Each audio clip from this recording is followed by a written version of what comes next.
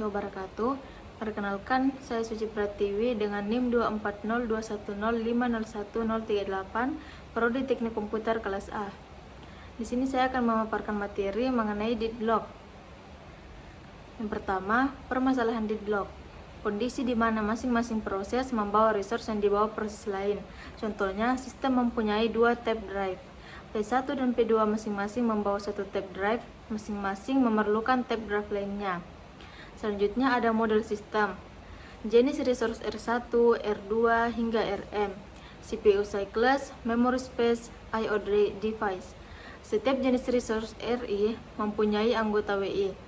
Setiap proses menggunakan resource melakukan hal di bawah ini. Yang pertama request, yang kedua use, dan ketiga release. Selanjutnya contoh jembatan penyeberangan.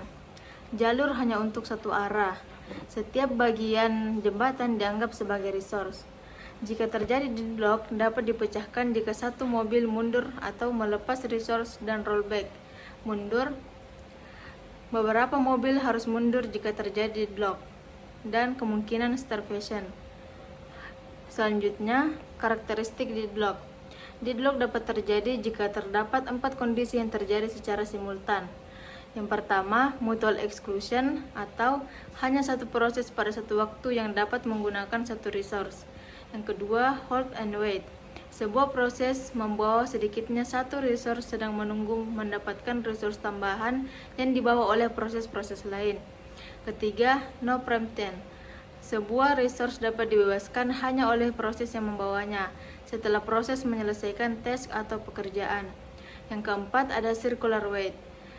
Terdapat sekumpulan P0, P1 hingga Pn dari proses yang menunggu di mana P0 menunggu resource yang dibawa oleh P1, P1 menunggu resource yang dibawa oleh P2 hingga Pn1 menunggu resource yang dibawa oleh Pn dan P0 menunggu resource yang dibawa oleh P0.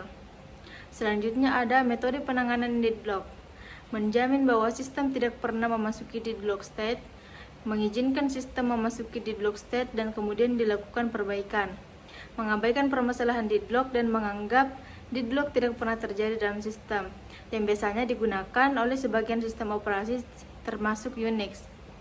Selanjutnya ada pencegahan deadlock. Mencegah dari kemungkinan 4 karakteristik deadlock.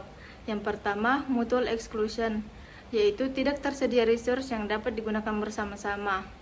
Semua proses membawa resource yang tidak dapat digunakan bersama-sama atau tidak dapat dicegah. Yang kedua ada hold and wait.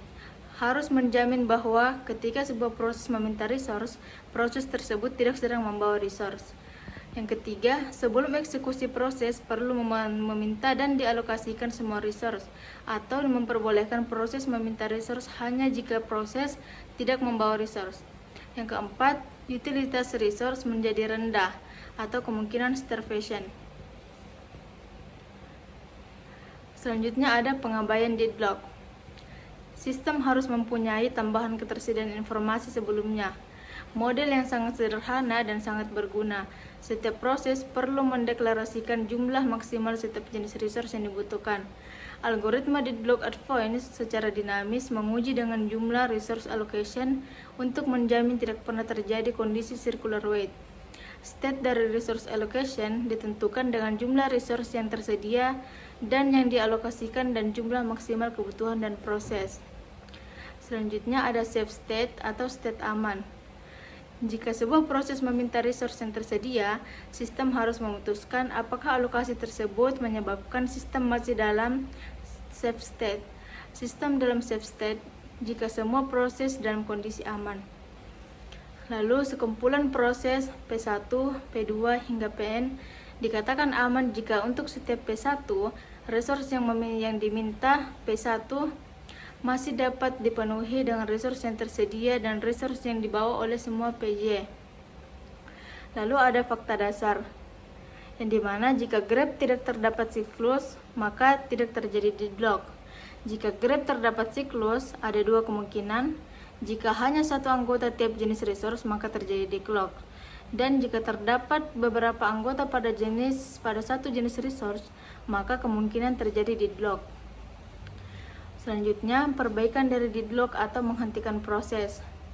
menghentikan proses yang deadlock, menghentikan satu demi satu proses pada satu waktu, dan menghentikan satu demi satu proses pada satu waktu sampai siklus deadlock dieliminasi.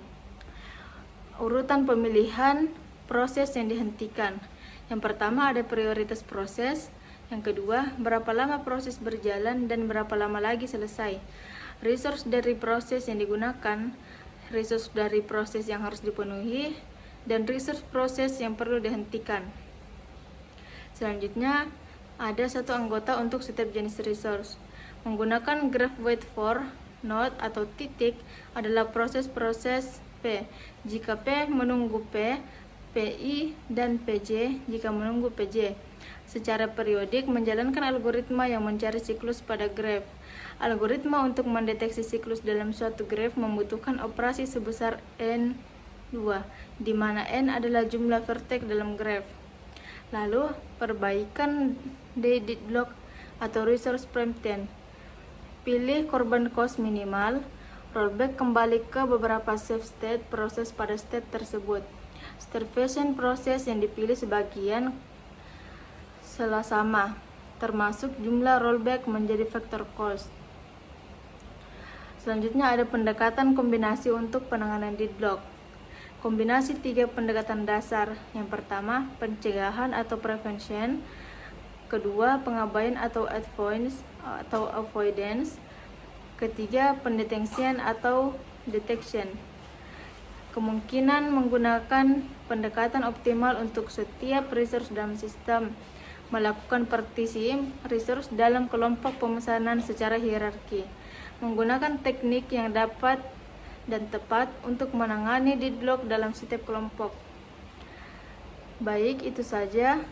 Kurang lebihnya mohon dimaafkan. Wassalamualaikum warahmatullahi wabarakatuh. Terima kasih.